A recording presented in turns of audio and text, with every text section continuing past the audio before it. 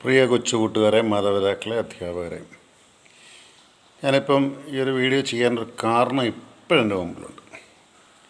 എൻ്റെ ഹൈസ്കൂളിലെത്തുന്ന കുട്ടികൾ, ഹയർ സെക്കൻഡറിയിലേക്ക് പോകുന്ന കുട്ടികൾ, ഈ കുട്ടികൾ ഇന്ന് കോഴിക്കോട് നാദാപുരത്ത് ഒരു പയ്യൻ 17 വയസ്സേ ഉള്ളൂ, അമിതമായി മദ്യപിച്ചു ബോധരഹിതനായി.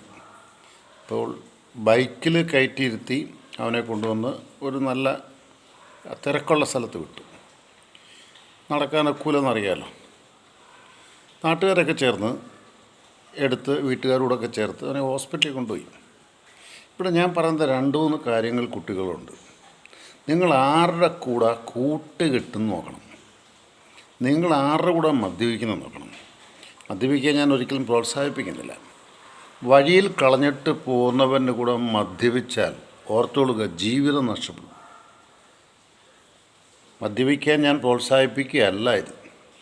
രണ്ടാമത്തെ കാര്യം, മാതാപിതാക്കൾ ശ്രദ്ധിക്കേണ്ട പ്രധാനപ്പെട്ട കാര്യം, എൻ്റെ മകൻ തെറ്റ് ചെയ്യൂല, അല്ല എൻ്റെ മകൾ തെറ്റിലേക്ക് പോകൂല എന്ന് പറയുന്ന നിങ്ങളുടെ ഈ ചിന്താഗതി മാറ്റണം.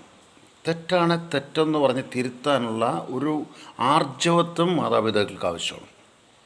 അല്ല, എൻ്റെ കുഞ്ഞൊന്നും ചെയ്യില്ല, അവൻ സൺഡേ സ്കൂൾ പഠിച്ചത്, അവൻ മദ്രസയിൽ പോകുന്നത്, അവൻ അമ്പലത്തിൽ പോകുന്നത്, അല്ലെ അവൾ അമ്പലത്തിൽ പോകുന്നത് എന്ന് പറഞ്ഞ് അവരെ ന്യായീകരിക്കുകയല്ല വേണ്ട. തെറ്റാണെന്ന്, നല്ലതെന്നും പറയണം.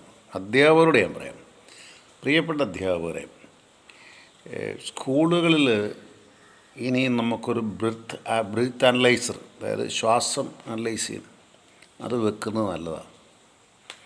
അത് വെച്ചിട്ട് ഈ അനലൈസർ 1, 2, 3 വാങ്ങിയിരിക്കും. ഇത് സ്കൂളിനെ വാങ്ങിക്കാൻ കഴിവില്ലാത്ത വാങ്ങിച്ചിട്ട് ഇങ്ങനെയുള്ള ആഘോഷ സമയങ്ങളിൽ ഇത് ഒന്ന് അനലൈസർ കിട്ടിക്കഴിഞ്ഞാൽ ഇത് നിങ്ങൾ ചെയ്യേണ്ടത് എന്താണെന്നറിയോ?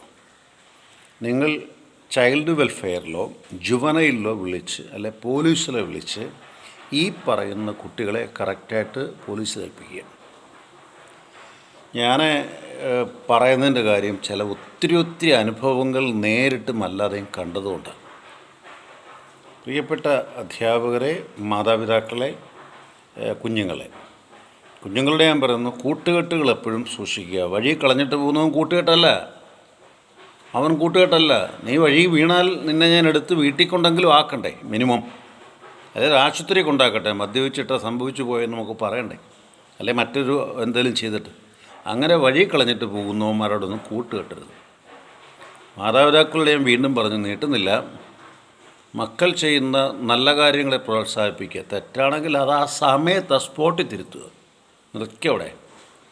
സ്കൂളിൽ ഞാൻ പറഞ്ഞു അധ്യാപകരോട്, ഇത് കണ്ടുപിടിക്കാൻ ഒത്തിരി മാർഗങ്ങളുണ്ട്, ആ മാർഗങ്ങൾ അവലംബിക്കുക. നിങ്ങൾക്ക് ചെയ്യാൻ സാധിക്കില്ലെങ്കിൽ പോലീസിനെ വിളിച്ചിട്ട് ഇതൊന്ന് സാറേ നല്ല ചെയ്ത് പറയണം. അപ്പോൾ നമ്മുടെ സ്കൂളിൻ്റെ ഫെയിം പോവും, അല്ലേ? അതായിരിക്കും നിങ്ങളുടെയൊക്കെ ചിന്ത. നോ, സ്കൂളിൻ്റെ ഫെയിമല്ല പോകുന്നത്, രാജ്യത്തിൻ്റെ ഭാവിയാണ് പോകുന്നത്. നഷ്ടപ്പെട്ടവൻ്റെ ദുഃഖം അറിയാം, അതുകൊണ്ടാണ്. എല്ലാവർക്കും നല്ല ദിവസം. ജോൺസൺ കരൂർ.